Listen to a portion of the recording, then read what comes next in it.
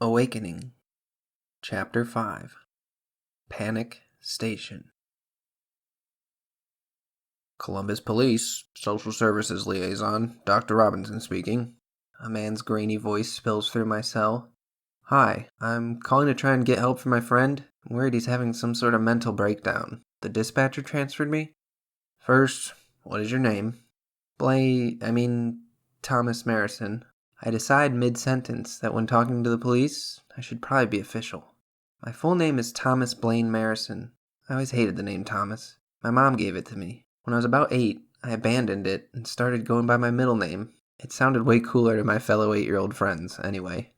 It stuck, and I've been Blaine ever since. Alice is one of the few people who can call me by my first name, but she usually saves it for when she's angry or serious about something. And the name of your friend? Daniel Turner. Alice is sitting on my bed, listening to the call intently. When I got back to my apartment, she was eating a leftover slice of pepperoni from Donato's I'd been saving. Pizza for breakfast? I asked. How dare you question the versatility of cold pizza? She teased. I didn't laugh. She noticed. Her cheeks tightened into a concerned frown. Is Turner okay? She set her breakfast on the counter and moved across the room. After telling her the most condensed version of the story I could, she agreed that I needed to call the police. She cares a lot about Turner. She had known him even longer than she'd known me. He was the one to introduce us back in high school. She's been sitting motionless ever since, waiting with bated breath for the police officer to tell us everything is okay. Where are you and Daniel now? I'm at my apartment, 1799 15th Street. He's at the Holiday Inn on Lane, I think. Okay, thank you, Thomas. Now, why are you concerned about Daniel? He's diagnosed with bipolar disorder, and I'm almost sure he's off his meds. He's been acting very erratically. He's also paranoid. He's convinced people are controlling his mind and are going to kill him. That's certainly a problem, he says matter-of-factly. Can you give me a physical description of Daniel?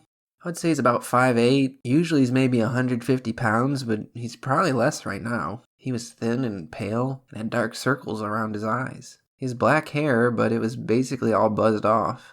I hesitate, unsure of how detailed a description to give. He had a pretty bad cut on his wrist, with a bloody t-shirt wrapped around it. Alice flinches on my bed. When I told her about the wrist, she got really upset.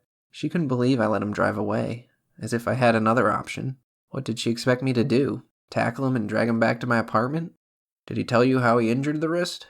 No, he hid it behind his back when I asked about it. He just continued ranting about the mind control conspiracy as if I never brought it up.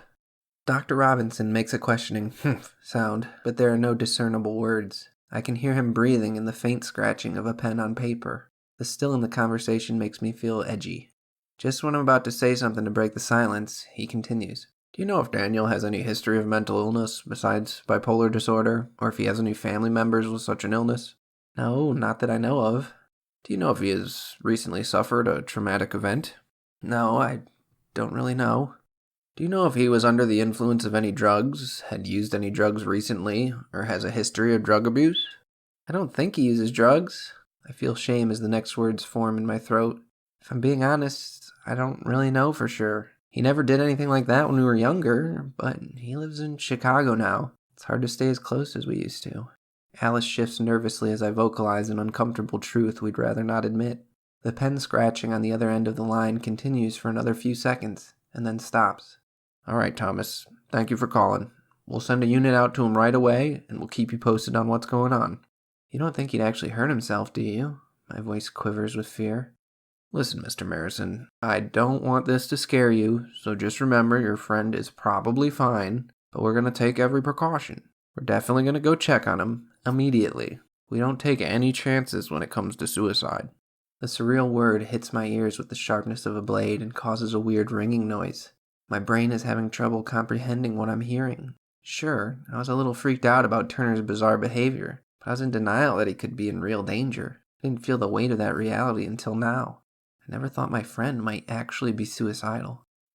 Oh, okay, I stutter. My voice seems to be coming from someone else. Alice has stood up from my bed and is now pacing back and forth in my small room, both hands cupped firmly against her mouth. Try not to worry, Mr. Marison. Daniel is probably fine. We're just being extra careful. We'll get him some help right away, and I'll reach out to you as soon as we have any more information, he says comfortingly, sensing the panic in my voice. All right, thank you. I hang up and look at Alice, who has thick streaks of mascara dripping down her cheek. No way, I say to her, but mostly to myself. There's no way Turner would do something like that. I'm scared, Blaine. Her voice shakes. Me too. I walk over and hold her in my arms. As I try to be consoling, the word suicide keeps rattling in my brain. That cut on his wrist, I think to myself. How could I have dismissed it so easily? How could I be so stupid? We sit down together on my bed. Neither of us say a word, but I know we're both feeling the same thing. Terrible thoughts and ideas repeat in my brain like a tire spinning in mud. I can't break free. Alice must realize it somehow. I feel her weight shift as she adjusts her posture into a taller position. She breaks the silence and throws a ladder into my mental pit. I've always wanted to ask you about that. Now seems like a good time. She speaks calmly, but I can tell she's fighting back tears.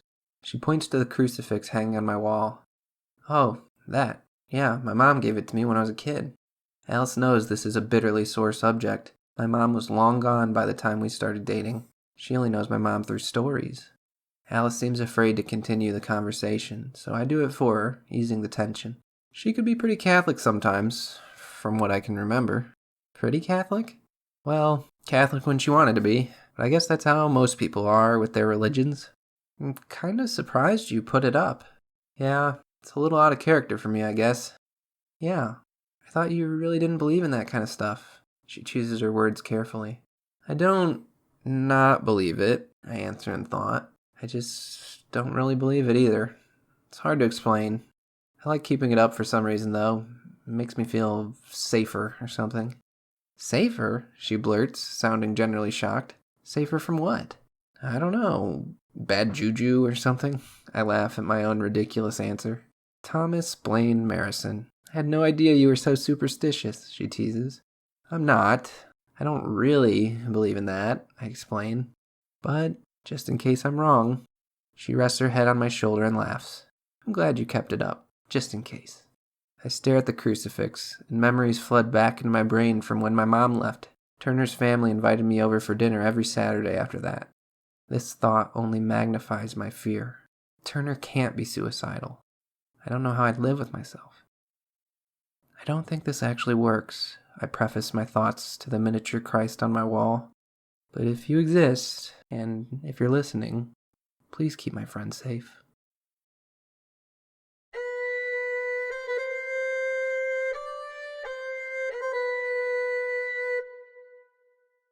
Awakening will resume next Saturday, May 23rd, with Chapter 6, Citizen Erased.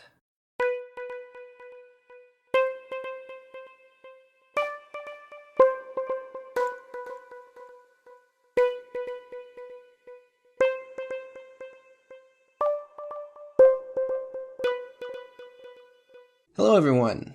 Thank you so much for listening to my story, Awakening. I hope you're enjoying it. Reading my words aloud has been a new practice I've implemented into my writing process, and a friend of mine suggested that, since I'm going through the trouble of reading it aloud anyway, I might as well press record and share with anyone who wants to listen. So my plan is to continue releasing one chapter a week for the foreseeable future. I do have aspirations and dreams of someday getting Awakening published, and I know a big part of getting published in the year 2020 is showing you have a base or a platform. So maybe YouTube could be my way of building just such a thing. If you have enjoyed the story, please like, share, subscribe, and turn on notifications so you will know when I post the next chapter. I also love to hear from people who have read, or in this case listened, to my story, so please feel encouraged to reach out to me via any of the social media platforms that you should see on your screen now if you have any thoughts, questions, or encouragement. Thank you so much again for reading or listening, and I'll see you next week.